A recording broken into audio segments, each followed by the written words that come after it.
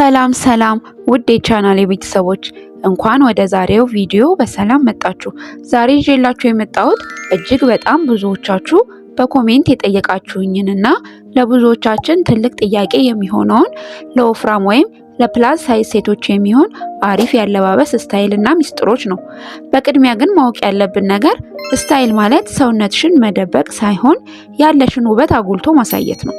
ዛሬ የምነግራችሁ 5 ቀላል ሚስጥሮች ማንኛውንም ልብስ ስትለብሱ ሙሉ በራስ መተማመን እንዲኖራችሁ ያደርጋል። ለቻናሌ አዲስ ከሆናችሁ ሰብስክራይብ ማድረጋችሁን አትርሱ። ወደ ሚስጥሮቹ እንለፍ። ሚስጥር 1 ትክክለኛውን የውስጥ ልብስ አንደርዌር ኤንድ ሼፕዌር መምረጥ። አንደኛውና ዋናው መነሻ የውስጥ ልብስ ነው።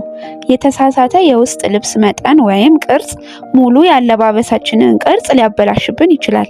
ትክክለኛውን ልክ ወይም ሳይዝ ያለው ጡት ማስያዣ መጠቀም ደረትሽን ከፍ አድርጎ የወገብሽን ቅርጽ ያወጣዋል። ለስላሳና ሆድን የሚይዝ ሃይ ዌስትድ የውስጥ ልብስ መጠቀም ደግሞ ልብሶችሽ በሰውነትሽ ላይ ሳይጨማደዱ ለስለስ ብለው እንዲቀመጡ ይረዳሻል። ሚስጥር 2 የቪኔክ እና የወገብ ማሰሪያዎችን መጠቀም። ሁለተኛው ነጥብ የአንገት ቅርጽና የወገብ ትኩረት ነው። ቪኔክ ያላቸው ቲሸርቶችና ቀሚሶች አንገትን ረጅም አድርገው ስለሚያሳዩ ትከሻና ደረት ላይ ሚዛናዊ ውበትን ይፈጥራሉ። በተጨማሪም ወገብ ላይ ጥብቅ የሚሉ ወይም ማሰሪያ ያላቸው ቀሚሶች ሃወር ግላስ ወይም 8 ቁጥር ቅርጽ እንዲኖረን ያደርጋሉ። ሚስጥር 3 የኤላይን ቀሚሶችና ሃይ ዌስትድ ሱሪዎች። ሶስተኛው የታችኛውን የሰውነት ክፍላችንን ምን እናልብሰው።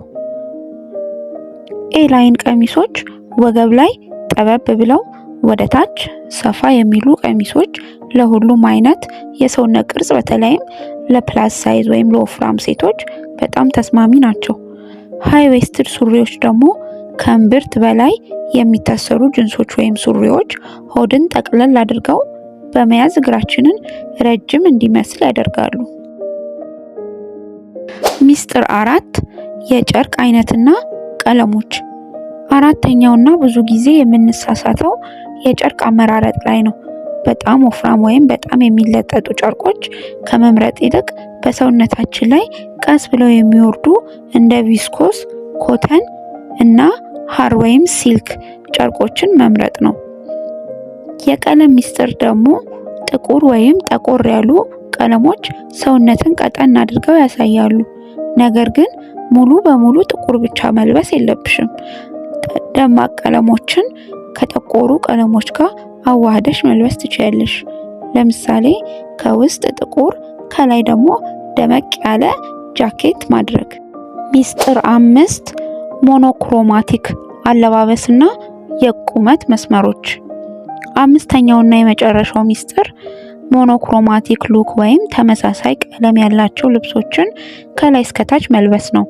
ለምሳሌ ሙሉ በሙሉ ቡናማ፣ ሰማያዊ ወይም ጥቁር ለብሰሽ ስትታይ የሰውነትሽ ቁመት ረጅምና ቀጥ ያለ አድርጎ ያሳያል።